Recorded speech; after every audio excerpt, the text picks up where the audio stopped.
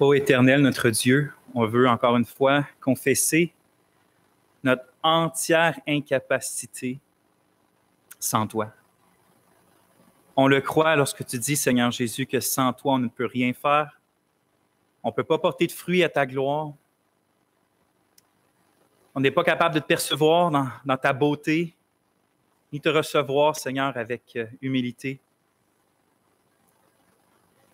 Mais on veut te louer parce que tu as changé nos cœurs à tous. Tu changes le cœur de tous ceux qui t'appartiennent. Tu te révèles à eux. Tu pardonnes leurs péchés.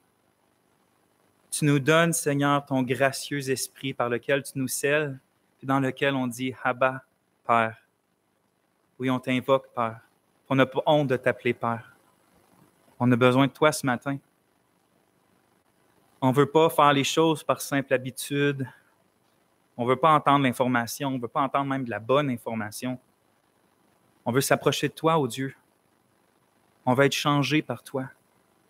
On va être des chrétiens non paresseux. On va être sur nos gardes. On veut veiller comme ces serviteurs fidèles que tu as placés sur ta maison. On veut attendre ton retour. On veut se lever chaque jour comme si ce serait aujourd'hui que tu reviendrais nous chercher, Seigneur. Utilise ta parole aujourd'hui. Prépare nos cœurs au repas du Seigneur. Et ça, on te le demande dans le plus beau des noms, celui du Seigneur Jésus-Christ. Amen. Bonjour, frères et sœurs. Merci d'être là. Vous savez, c'est la parole de Dieu qu'on vient entendre. C'est pour ça que je prie constamment que Dieu dispose nos cœurs à tous, parce que c'est pas juste un exercice intellectuel, c'est loin de ça, quoi qu'on utilise notre pensée. C'est avant tout une rencontre avec notre Dieu. Puis on veut entendre pas tant un homme qui parle, mais s'il parle vraiment selon la Bible, on veut entendre Dieu au travers. Et c'est pour ça que je fais constamment ces prières-là, même si elles peuvent être répétitives. Donc, la semaine dernière, je vous ai posé une question. C'était la suivante. Crois-tu au diable? Quand je posais cette question-là, je ne vais pas savoir. Je vous rappelle que si vous pensez que le diable existe, vous êtes tous des bons chrétiens qui confessent le Christ Jésus. Donc, oui, vous croyez le Christ, vous croyez sa parole. Nécessairement, vous croyez que le diable, que Satan existe. Mais quand je posais cette question-là, je voulais plutôt nous faire réfléchir à savoir, est-ce que non seulement on croit qu'il existe, mais qu'il est réellement et férocement actif? C'est-à-dire qu'il œuvre, qu'il fait des choses, qu'il nous en veut, qu'il cherche à nous attaquer, à faire du mal, à bafouer le nom de Christ. C'est pas juste une parodie, c'est pas un film, c'est pas juste on entend parler. Non, réellement, il est en train de faire ça. Vous savez, des fois, j'ai l'impression qu'on pense que le diable, même si on croit qu'il est actif, oui, on croit qu'il est actif, mais seulement dans les grandes choses de ce monde. Oui, derrière les guerres mondiales, il est là. Derrière les génocides, il est là. Derrière la grande corruption de certains gouvernements, il est là. Devant les grandes idéologies anti-Dieu qui se propagent dans le monde, dans les universités, dans les écoles, oui, il est là. Mais si on pense qu'il n'œuvre que dans ces grandes choses-là, on se trompe. On se trompe dangereusement. Parce que peut-être ça va nous faire rendre aveugle du fait que Satan travaille aussi dans les choses qui peuvent paraître à nos yeux insignifiantes, à nos yeux comme pas importantes. Par exemple, est-ce que vous croyez que le diable même qui a utilisé Judas le traître afin que Jésus soit faussement accusé puis finalement apporté à la croix, ce même diable-là qui a utilisé Hitler pour l'une des plus grandes horreurs de l'histoire humaine, en tout cas de l'histoire moderne, est-ce que vous pensez que ce même diable-là se préoccupe, par exemple, de ce qui se passe entre vous et votre époux ou épouse dans la chambre à coucher? Est-ce que tu crois est-ce que tu crois que Satan s'occupe tellement de grandes choses planétaires qu'il n'a aucun intérêt à ta vie privée de chambre à coucher avec ton époux, dans ton mariage? Paul écrivait aux chrétiens, aux couples chrétiens de l'Église de Corinthe, en 1 Corinthiens 7, il écrit « Ne vous privez pas l'un de l'autre, à moins que ce ne soit d'un consentement mutuel pour un temps, afin de vous appliquer à la prière, puis de vous trouver de nouveau ensemble afin que Satan ne vous tente pas à cause de votre incapacité à vous maîtriser. » J'ai beaucoup de choses à voir aujourd'hui, fait que je ne veux pas faire une trop grande parenthèse là-dessus, mais est-ce qu'on comprend que Qu'est-ce que Paul est en train de dire là? Il est en train de dire que parfois, la chose la plus spirituelle qu'on peut faire, la plus grande chose qu'on peut faire pour aider notre sanctification dans la vie chrétienne, pour un couple chrétien, des fois, c'est d'arrêter de prier, de faire garder les enfants, puis d'aller s'aimer l'un l'autre dans la chambre à coucher. Vous comprenez qu'est-ce que Paul est en train de dire là? Réalisez-vous que Satan s'occupe même de ce qui se passe dans votre privé à toi, puis à ta femme, à toi, puis ton époux? Si je voulais le dire autrement, même ton intimité maritale, c'est-à-dire l'intimité dans ton mariage, c'est un champ de bataille spirituel où tu peux gagner ou perdre du terrain contre l'ennemi du Christ. Puis ça m'amène à une autre question que je vais vous poser, qui suit logiquement la première. Est-ce que tu crois que... Oui, bon, tu crois que Satan est férocement actif, mais est-ce que tu crois que ta vie chrétienne, c'est donc un champ de bataille spirituel quotidien, constant? Est-ce que tu crois que tu es vraiment en guerre spirituelle? Est-ce que tu crois que cette guerre-là fait rage quand tu te couches le soir, fait rage lorsque tu dors la nuit, fait rage lorsque tu te réveilles le matin, lorsque tu manges, lorsque tu te prépares pour aller travailler, lorsque tu te prépares, lorsque tu travailles, lorsque tu étudies? Est-ce que vous pensez que ce champ de bataille-là est toujours férocement actif lorsque vous vous rendez aux diverses réunions d'Église, et même en ce moment même, là, pendant que moi, je suis en train de vous prêcher, puis que vous êtes en train d'écouter, est-ce que vous croyez que la guerre spirituelle est férocement active à ce moment-là précis? La réalité, c'est que les chrétiens sont continuellement, constamment en guerre.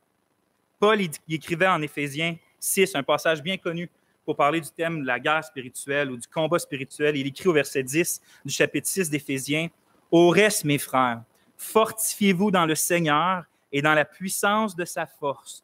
Revêtez-vous de l'armure complète de Dieu pour pouvoir tenir ferme contre les artifices du diable, car notre lutte n'est pas contre le sang et la chair, n'est pas contre les hommes, mais contre les pouvoirs, contre les autorités. Il parle des autorités spirituelles ici. Donc, contre les pouvoirs, les autorités spirituelles, contre les dominateurs de ces ténèbres, contre les puissances spirituelles de méchanceté qui sont dans les lieux célestes. C'est pourquoi prenez l'armure complète de Dieu, afin qu'au mauvais jour, vous puissiez résister et après avoir tout surmonté, tenir ferme.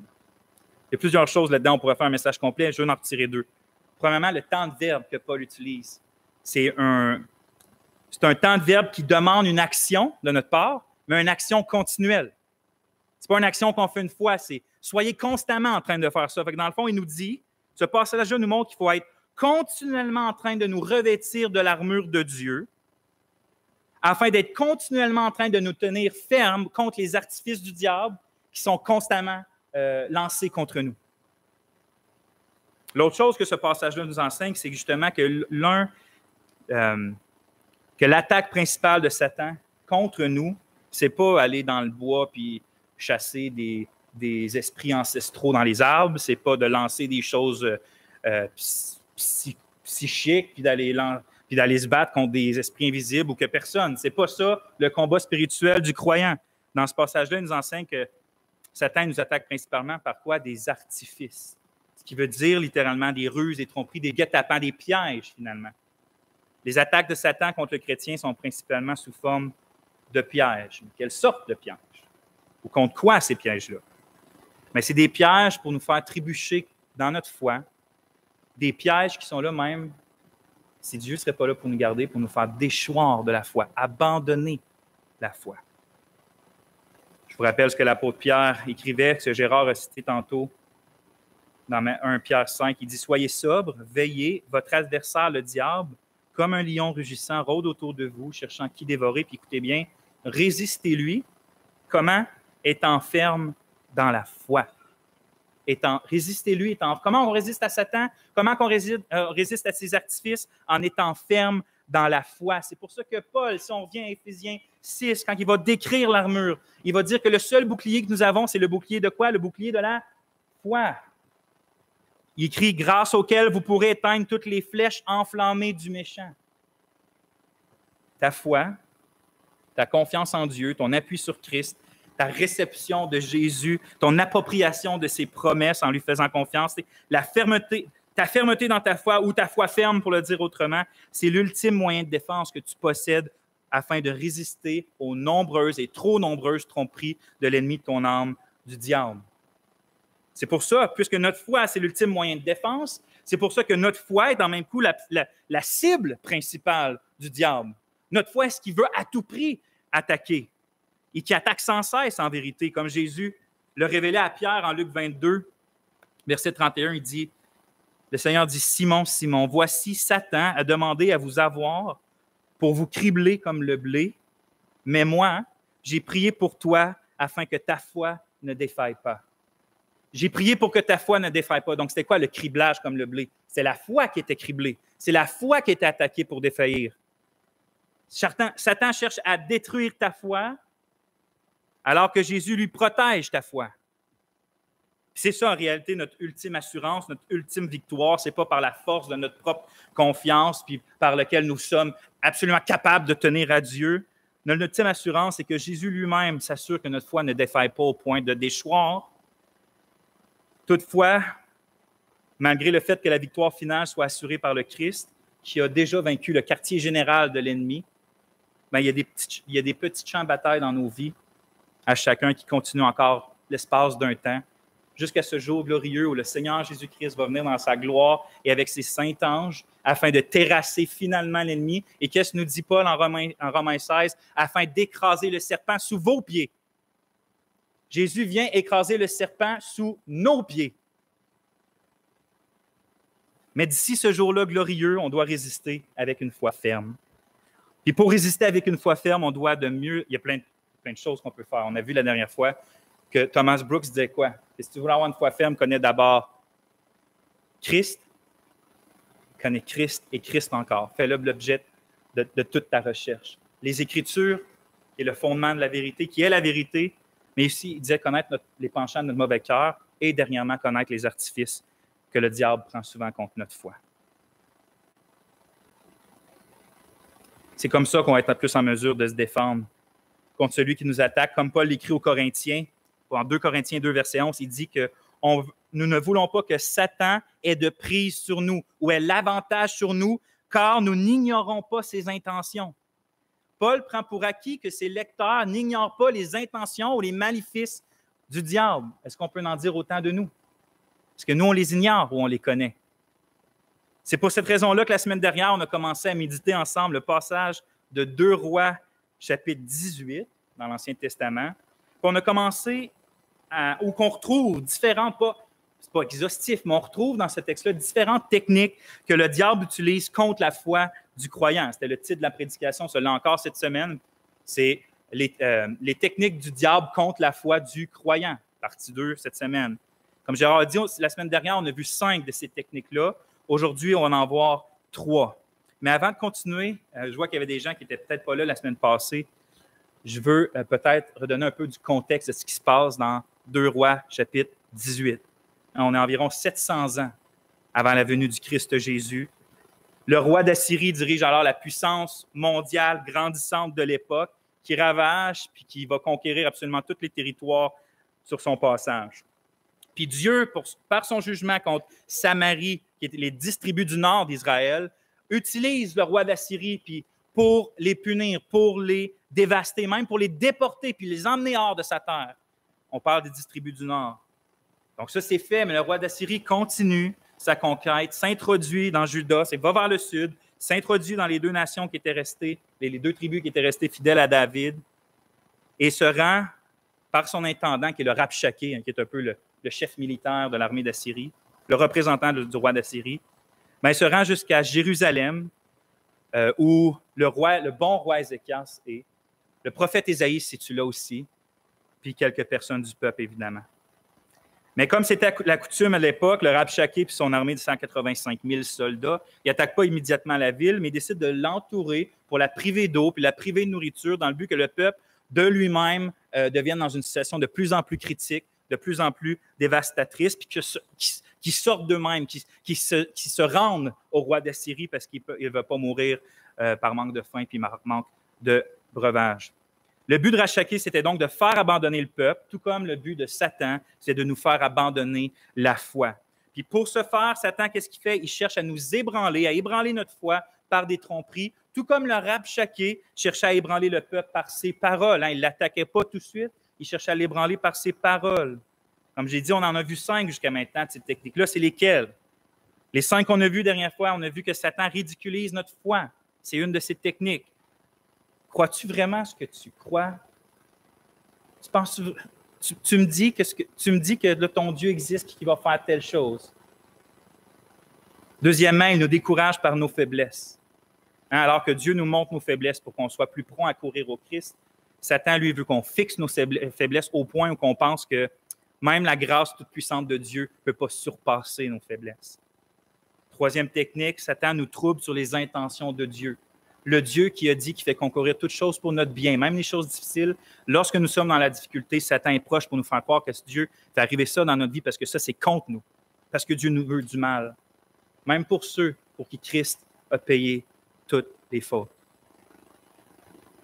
Quatrièmement, il dirige nos pensées sur l'épreuve, c'est-à-dire qu'il veut tellement nous faire fixer la difficulté du moment, la souffrance du moment, qu'on regarde tellement là qu'on ne voit plus le Christ, qu'on ne regarde plus à Dieu. Puis à la seconde qu'on ne regarde plus à Dieu, notre foi commence à trembler, notre foi commence à défaillir parce qu'elle ne peut qu'être bouillante que lorsqu'elle garde la source de la foi, c'est-à-dire la personne de Dieu lui-même. Cinquième technique, Satan nous détourne des frères et sœurs que Dieu envoie pour nous fortifier. Dieu nous aime et nous envoie des gens quand on est proche de faillir. Des petites paroles ici, un livre là, un frère là, une prédication là, une sœur là. Mais Satan cherche à nous détourner de ces choses-là pour qu'on continue à s'enfoncer. Et donc ça, c'était les 5 techniques de la semaine dernière. Aujourd'hui, on va en avoir 3 autres. On va prier juste avant. Oh, Saint-Esprit, veux-tu nous inspirer, nous illuminer plutôt sur ce qui se passe alentour de nous et dans nos cœurs pour qu'on soit sur nos gardes, puis qu'on soit plus prompt à se battre, à résister d'une foi ferme. Puis donc, qu'on soit, Seigneur, des serviteurs utiles, pleins de foi et de confiance dans leur Dieu qui est digne de toute confiance. Amen. On est rendu à la 6e technique du diable qu'on trouve dans notre texte.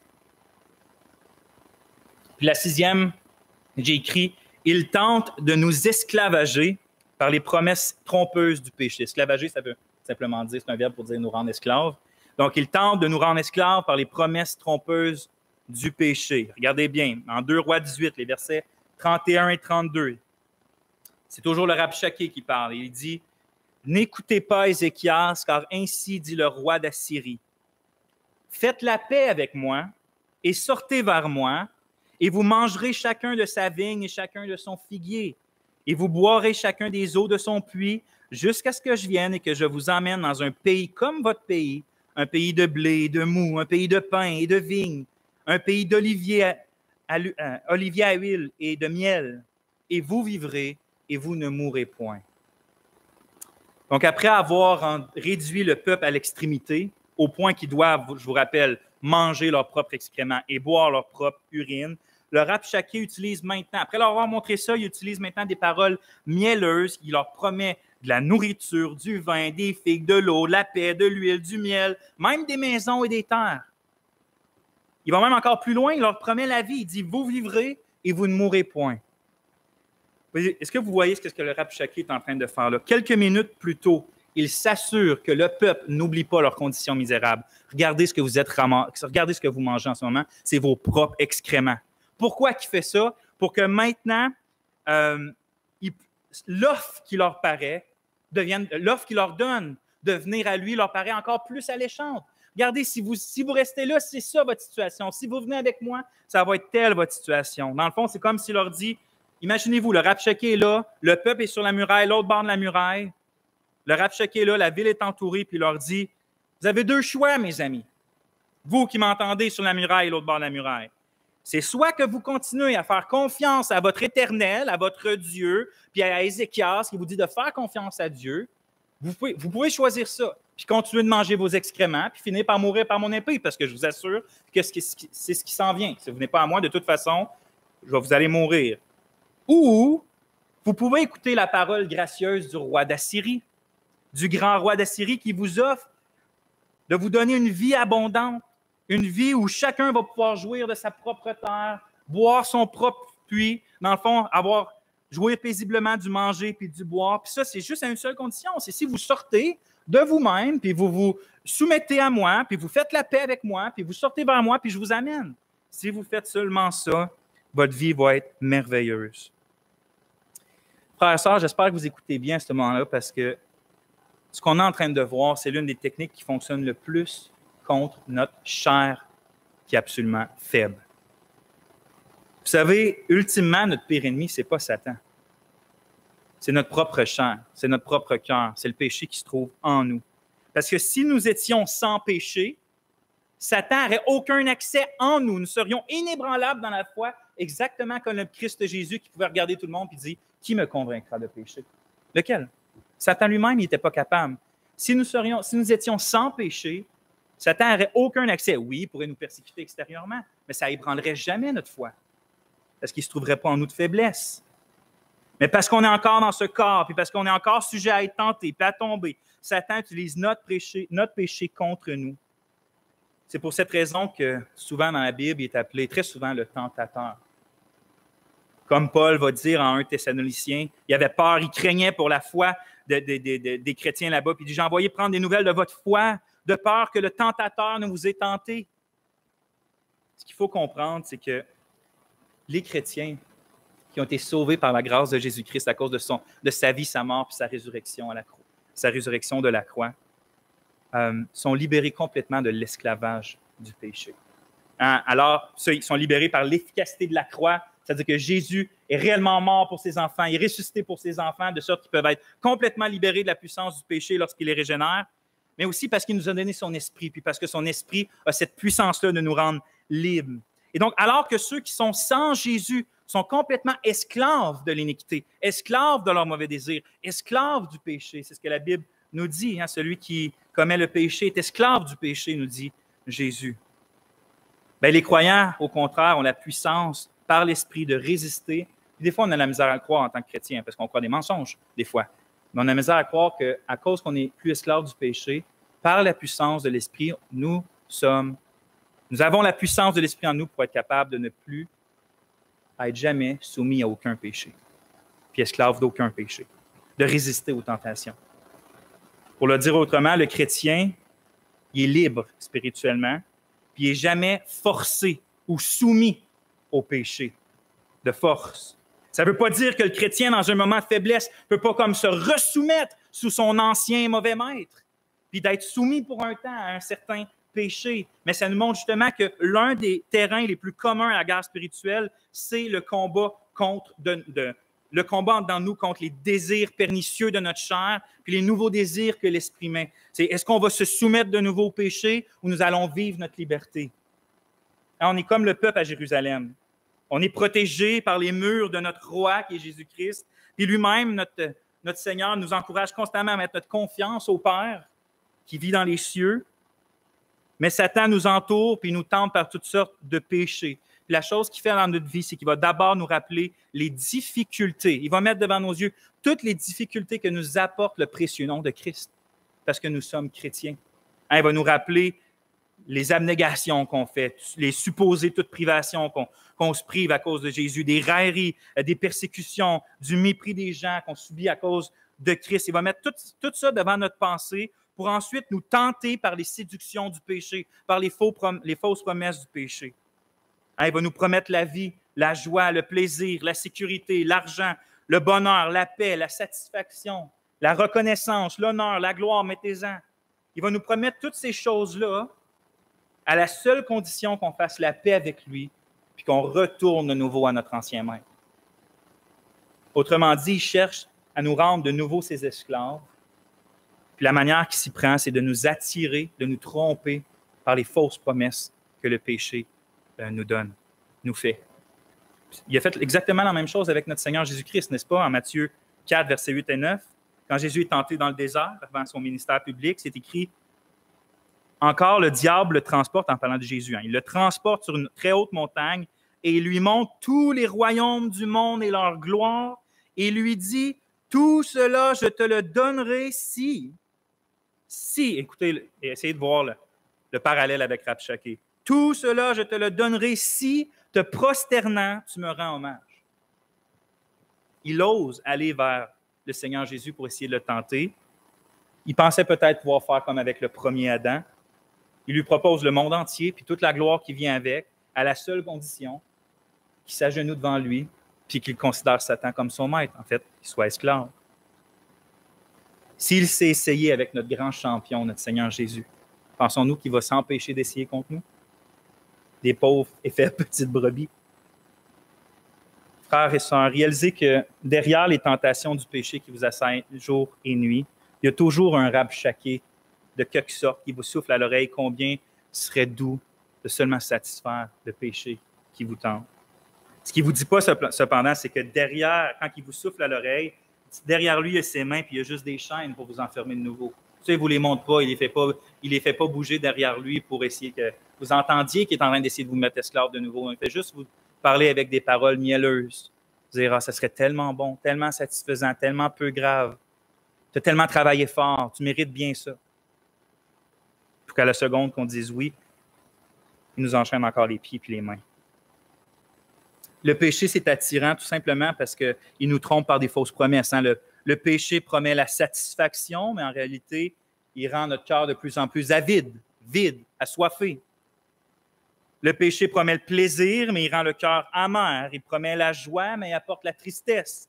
Il promet l'honneur, mais en réalité, il apporte la honte. Il promet liberté, mais il rend esclave. Ultimement, il promet la vie, mais il donne la mort. Dans son livre que j'ai cité le dimanche dernier, le puritain Thomas Brooks écrit son livre « C'est les précieux remèdes contre les ruses de Satan ». Je ne suis pas sûr qu'il est en français, mais bon. Il écrit ceci: « Le stratagème de Satan pour attirer une âme vers le péché consiste à présenter l'appât et à cacher l'hameçon, à présenter la coupe d'or et à cacher le poison, à présenter la douceur et le plaisir qui peuvent affluer dans l'âme en cédant au péché, et à cacher à l'âme la colère et la misère qui suivront certainement la commission du péché. » Dans un autre livre, Brooks continue, il parle encore de Satan, puis il dit « Satan promet le meilleur, mais il paie avec le pire. Il promet l'honneur et paie avec le déshonneur. Il promet le plaisir et paie avec la douleur. Il promet le profit et paie avec la perte. Il promet la vie, encore une fois, et il paie avec la mort. » Combien d'entre nous, frères et sœurs, même si nous sommes réellement des chrétiens, qui ont eu le cœur changé de Dieu, nous sommes régénérés, nous aimons Jésus, nous voulons encore plus l'aimer. Mais malgré ça, combien d'entre nous, on est pourtant comme soumis encore à des choses qui pourtant nous éloignent de l'objet de notre joie et de notre satisfaction? Combien d'entre nous, frères et sœurs, on est comme séduits puis soumis à l'argent, aux réseaux sociaux, au travail, à l'honneur, à la reconnaissance, la nourriture, le café, la cigarette, l'alcool. Il y a bien des choses là-dedans que j'ai nommées qui ne sont pas mauvaises en soi. C'est d'y être esclave. C'est d'y être esclave. Hein, si on est vraiment sauvé, mais qu'on a toutefois pour un temps, on est comme soumis à un péché, mais il faut juste savoir, puis il faut mettre la réalité devant nos yeux, c'est qu'on est soumis à un péché, mais c'est de notre propre volonté qu'on y est soumis. Ce que je veux dire par là, c'est puisqu'on nous sommes rendus libres en Christ, que nous avons l'Esprit de Dieu, si nous sommes de nouveau asservis comme sous un péché, c'est parce qu'on a écouté les conseils et les tromperies de Rabchaké au lieu d'écouter ceux d'Ézéchias. Si vous comprenez ce que je veux dire, au lieu d'écouter ceux que le Seigneur Jésus, les promesses du Seigneur Jésus, les encouragements de l'Esprit. C'est parce qu'on a, à un moment donné, même en tant que chrétien, c'est qu'on a dit oui au péché, puis qu'on s'est fait enliser pas mal plus vite qu'on le pensait peut-être, qu'on osait se l'imaginer.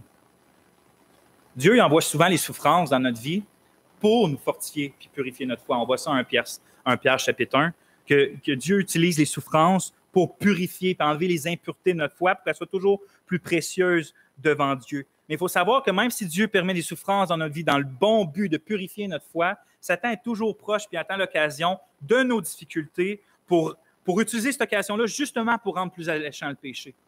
Fait que vous savez, vous êtes prévenus. Vous le savez, ce n'est pas une cachette. Si vous souffrez, si vous êtes dans les difficultés, vous savez d'un côté que la main souveraine et aimante de Dieu veut purifier votre foi, veut vous conduire dans davantage de joie, mais vous savez en même temps que vous allez être tenté, vers le péché, que vous allez être tenté de chercher, de sortir de votre circonstance difficile, mais en disant oui au mal. Toutefois, on lit dans 1 Corinthiens 10, 13, c'était la première promesse de la Bible que j'ai appris quand je me suis converti, puis qui m'a aidé à sortir de de tous mes esclavages à ce moment-là.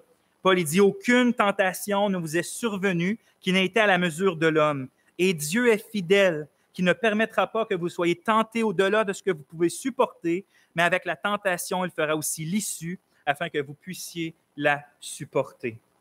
Dieu, par des promesses qui sont infiniment supérieures aux promesses trompeuses du péché, veille toujours à ce qu'on ait un fondement solide, le fondement de ces promesses sur lequel on peut appuyer notre foi pour résister aux promesses du péché.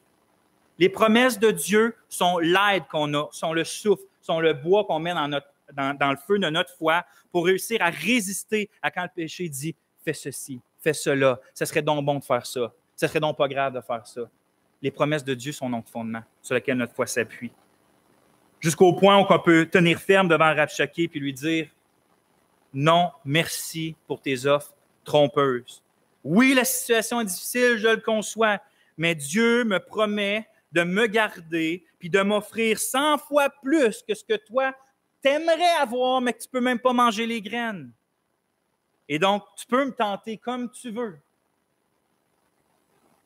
Je ne vais pas faire la paix avec toi parce que j'ai plus de joie d'être avec mon Dieu en buvant ma propre urine que d'être avec toi pour manger tes excréments que tu parfumes avec tes tromperies. La 5e technique du diable, c'est donc de nous tenter de nous esclavager par les promesses trompeuses du péché. C'était la 6e. J'ai dit 5e, mais c'était la 6e. 7e, il cherche à déformer notre connaissance de Dieu.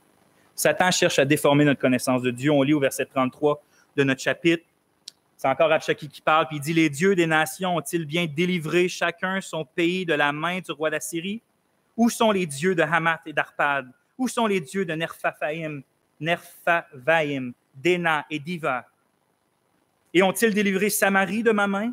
Quels sont d'entre les dieux des pays ceux qui ont délivré leur pays de ma main pour que l'Éternel délivre Jérusalem de ma main? » Rabshakeh, après avoir attaqué la validité de notre foi elle-même, après avoir attaqué ceux que Dieu nous envoie pour nous encourager dans notre foi, bien, il décide maintenant d'attaquer l'objet même de la foi, c'est-à-dire la personne même de Dieu.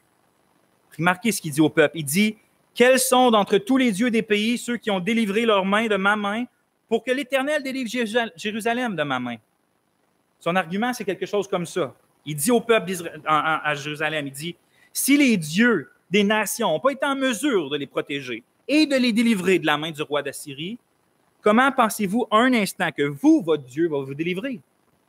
Est-ce que votre situation est différente de celle des autres nations? Eux aussi espéraient. Eux aussi croyaient. Eux aussi faisaient confiance. Eux aussi priaient. Eux aussi adoraient. Eux aussi sacrifiaient.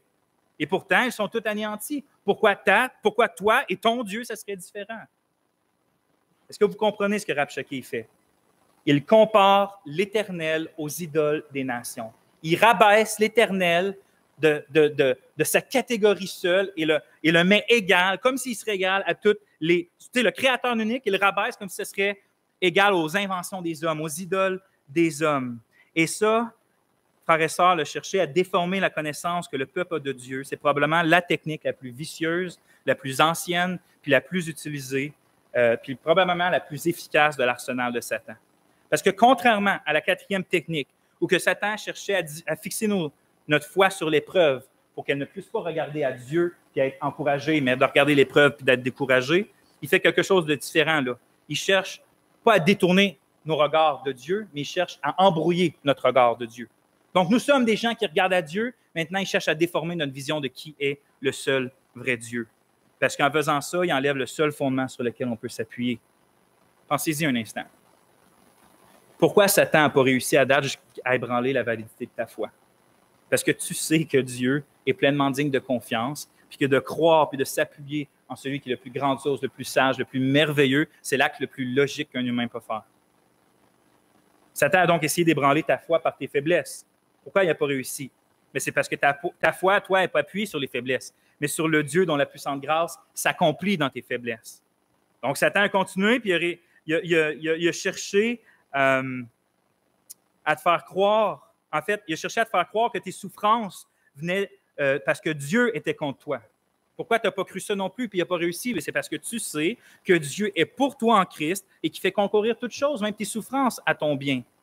Finalement, Satan n'a pas réussi à te décourager en fixant tes épreuves, en fixant tes yeux sur tes épreuves. Comme j'ai dit, pourquoi?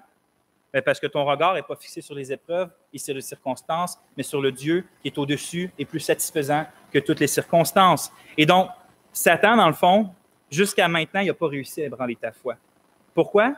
C'est quoi la raison? C'est parce que ta foi était appuyée sur une saine et bonne connaissance du seul vrai Dieu. C'est pour cette raison-là que maintenant, il cherche à s'attaquer à la racine de ta foi, puis il cherche à s'attaquer à ta conception que tu as de Dieu. Il veut te faire croire que le Dieu dans lequel tu as une si grande confiance est différent de ce que tu penses connaître de lui.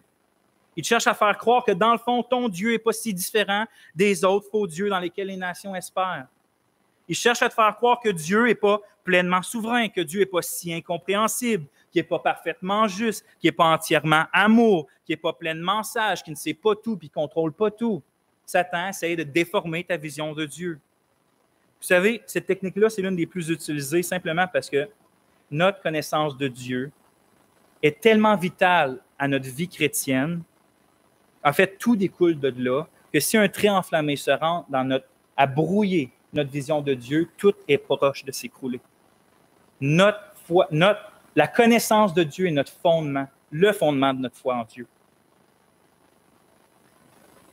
Plus le véritable croyant connaît Dieu, plus il lui fait confiance. Inversement aussi. Vous savez, le prophète Daniel, il parle d'un temps d'apostasie. Puis on lit en Daniel 11, verset 32. Il dit, « Mais ceux du peuple qui connaîtront leur Dieu agiront avec fermeté. » C'est qui va agir avec fermeté dans le grand temps d'apostasie? Qui va résister aux tentations du diable et rester attaché à l'Éternel? Ceux qui connaîtront leur Dieu. David, Psaume 9.10, dit que ceux qui connaissent ton nom se confient en toi.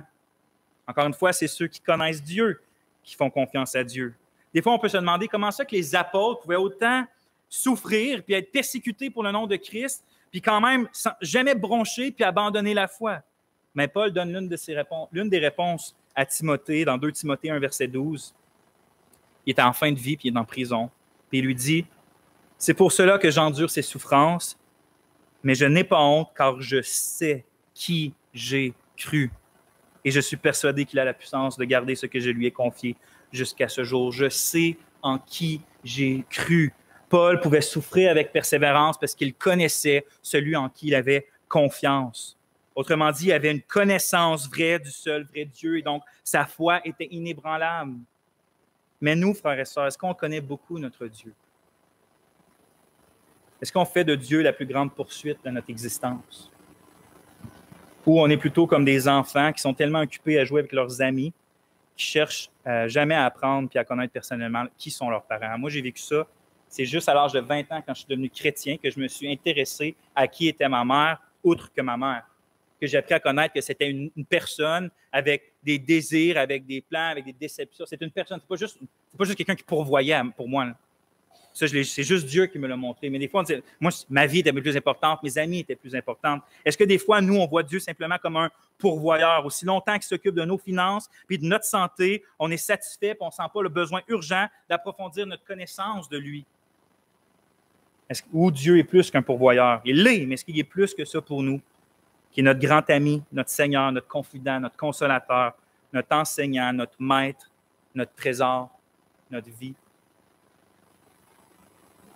L'Esprit nous dit en Jérémie 9, c'est Dieu qui parle, qui dit au verset 23, « Ainsi dit l'Éternel, que le sage ne se glorifie pas de sa sagesse, que l'homme vaillant ne se glorifie pas dans sa vaillance, que le riche ne se glorifie pas dans sa richesse, mais que celui qui se glorifie de ceci, qu'il a de l'intelligence et qu'il me connaît. »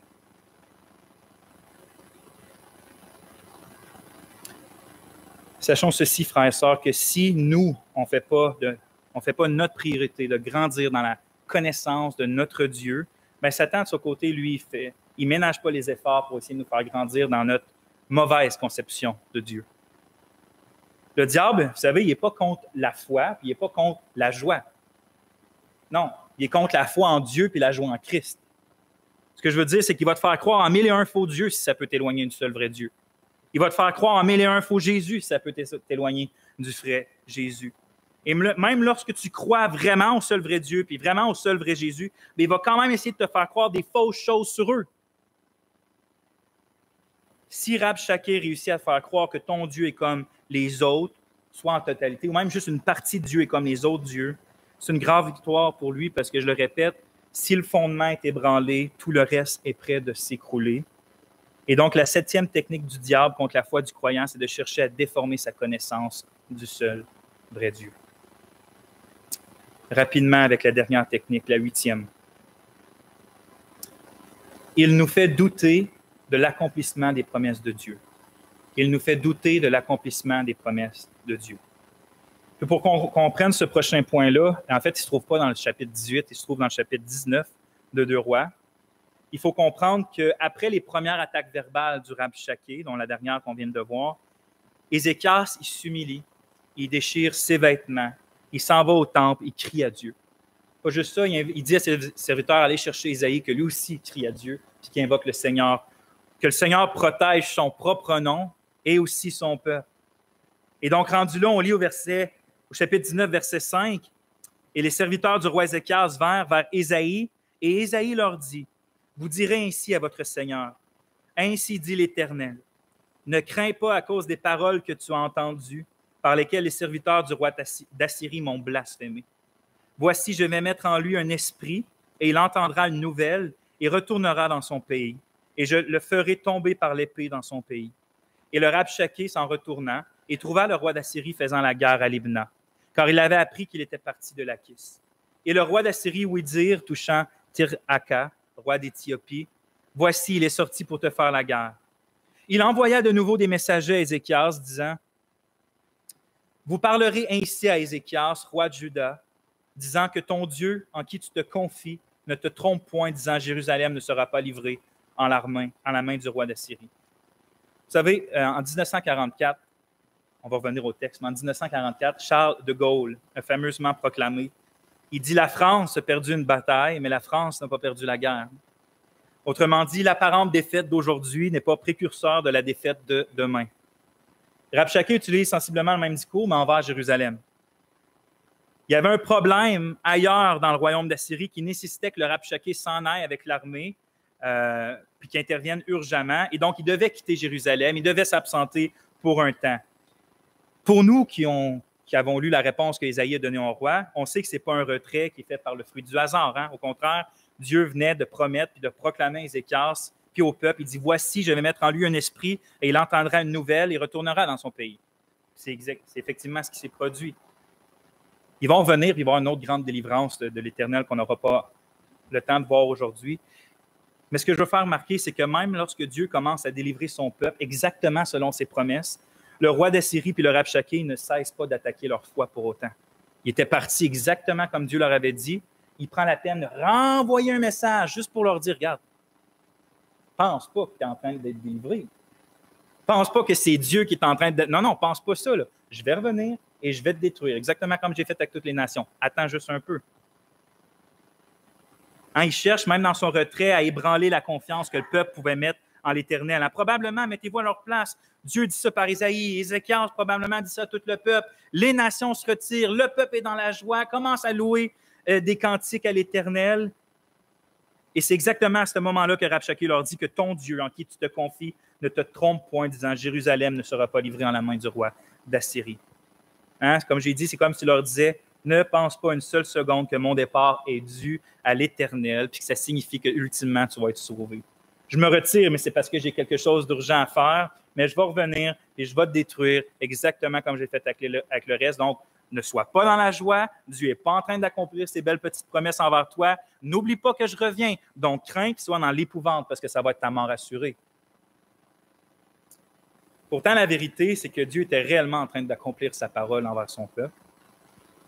Mais même lorsque c'est le cas, Satan cherche à nous en faire douter. Il veut nous faire croire que c'est le hasard, que c'est une coïncidence, qu'il y a toujours une autre explication que celle d'un Dieu fidèle qui accomplit ses promesses. Dans le fond, lorsque Satan ne réussit pas à ébranler notre foi présente en Dieu, il cherche à ébranler notre espérance, qui est finalement quoi? Notre foi en Dieu pour le futur. Mais il n'y a rien de surprenant dans ça, dans cette technique du diable-là, parce que Pierre nous prévenait déjà à son époque, en 2 Pierre au chapitre 3. Il disait qu'au dernier jour, des moqueurs viendront marchant dans la moquerie, selon leur propre convoitise, et disant « Où est la promesse de sa venue? » Hein, les moqueurs se moquent. Est où la promesse de la venue de Dieu, de la venue du Messie?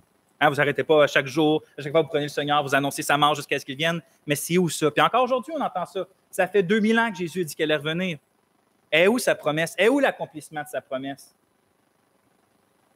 Sachez-le donc, précieux enfants de Dieu, que malgré le fait que vous êtes chaque jour les témoins vivants des 1001 signes de l'accomplissement des promesses de Dieu, Satan ne va jamais essayer d'arrêter ou va jamais essayer d'arrêter de vous faire douter que même si vous voyez des signes quotidiens de la fidélité de Dieu, que ces accomplissements futurs n'arriveront pas. Hein, il veut vous faire douter du retour du Christ.